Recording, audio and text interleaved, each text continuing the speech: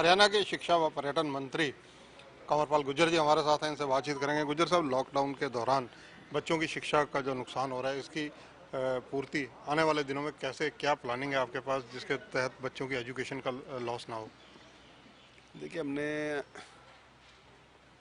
इसके लिए एक योजना तैयार की कि अगर अभी मई में अगर हमारे स्कूल खुलते हैं, अब ये तो उसके ऊपर डिपेंड करेगा कि किस प्रकार से विशेषज्ञों की राय है। अगर हम खोलते हैं तो उसमें हमने एक विचार किया है कि जो हमारी 15 दिन की गर्मियों की छुट्टियां होती हैं और 15 दिन की हमारी सर्दियों की होती हैं और 11 हमारे शनिवार हैं, तो ये छुट्टियां जो थी हमारी, इन छुट्टियों को समाप्त करके हम वो दिन उसमें शामिल करेंगे जहां हमारे 43 दिन हमारे कम हो रहे हैं 234 में से।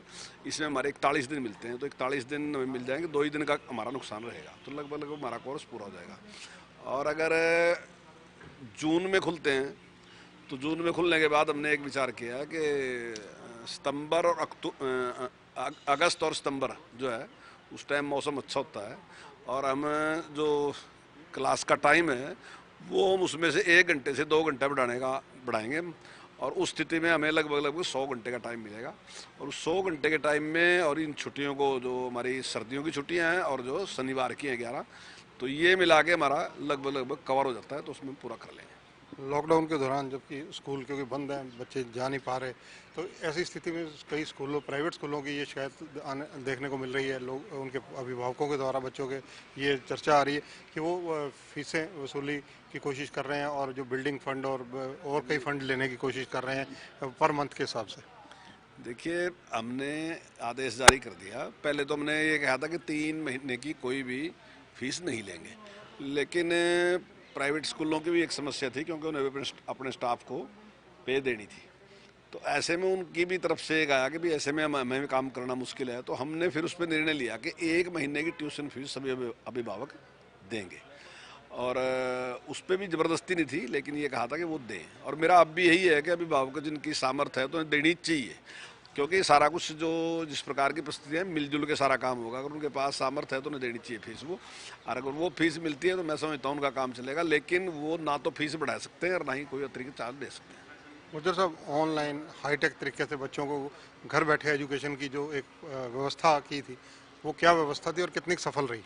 नहीं, देखिए, वो बहुत अच्छे तरीके से चल रही है। जो एजुसेटर हरियाणा है, हमारे 4 चैनल हैं और वो हमारे केबल टीवी के माध्यम से हमारे सारा वो एजुकेशन का काम कर रहे हैं। ऐसे ही जो केंद्र का एक स्वयं प्रभा है, वो उसका भी मैं 4 घंटे का टाइम मिला है और वो सारे जो हमारे दूसरे चैनल हैं वो भी सारे सारे दिखा रहे हैं और जो केबल टीवी है वो भी उस पर दिखा रहा है। तो हमने अभी जब हमारी मीटिंग हुई थी तो हमने ये कहा था कि जो दूसरे चैनल हैं वो भी मस्ट कैरी में अगर डाल दें, जो हमारा एजू हरियाणा का जो हमारा चैनल है उसको मस्ट कैरी में डाल दें, तो उसमें हमारा लगभग 100% में सारा सारा काम हो जाएगा। लेकिन आज की तारीख में भी हमारे जो टीचर साहबान हैं उन्होंने भी एक अपने जो व्हाट्सएप ग्रुप तैयार कर लिए और उसके द्वारा भी हम कर रहे हैं। और एजुसेटर हरियाणा, एजू हरियाणा के नाम से भी जो हमारा चैनल है उसने भी अपना टाइम टेबल भी बना लिया और उसकी सूचना हमने जो हमारे टीचर हैं उनको भी दे दी, जो स्टूडेंट हैं उनको भी दे दी। तो वहाँ से जो वो जानकारी उन्हें मिलती है तो उसके बाद वो अपने टीचर से भी उसके बारे में पूछ सकते हैं, उसकी जानकारी ले सकते हैं।